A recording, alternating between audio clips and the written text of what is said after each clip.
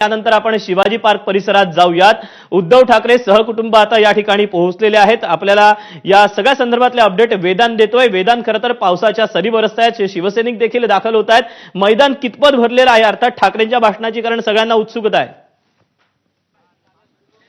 नक्कीच अवघ्या 5 ते 10 मिनिटांमध्ये उद्धव ठाकरे व्यासपीठावर येतील आणि आपण बघतोय शिवाजी पार्क मैदान हे आता पूर्णपणे भरलेलं आपल्याला पाहायला मिळते। अधूनमधून पावसाच्या सरी कोसळतायत, मात्र शिवसैनिकांचा उत्साह कमी झालेला नाहीये।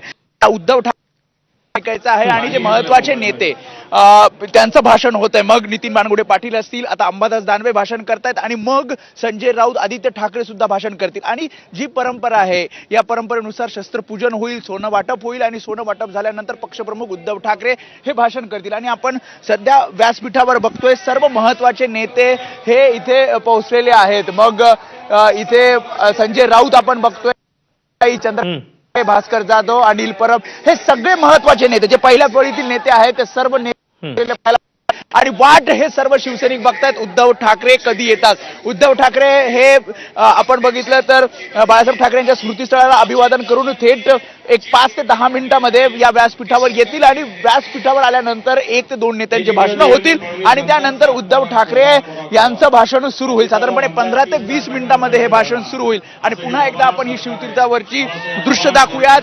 गर्दी इथे आपल्याला पाहायला मिळते, पाऊस अधूनमधून पडतोय आणि त्यातही हे भाषण ऐकण्यासाठी, कारण अनेक प्रश्नांची उत्तरं, उत्साह, नवा ऊर्जा भरण्यासाठी उद्धव ठाकरे नेमके कोणत्या मुद्द्यांवर भाषण करतात यासाठी हे शिवसैनिक सगळे जमलेले आपल्याला पाहायला मिळतात। नक्कीच वेदांत, तू राहाच आपल्यासोबत। आपण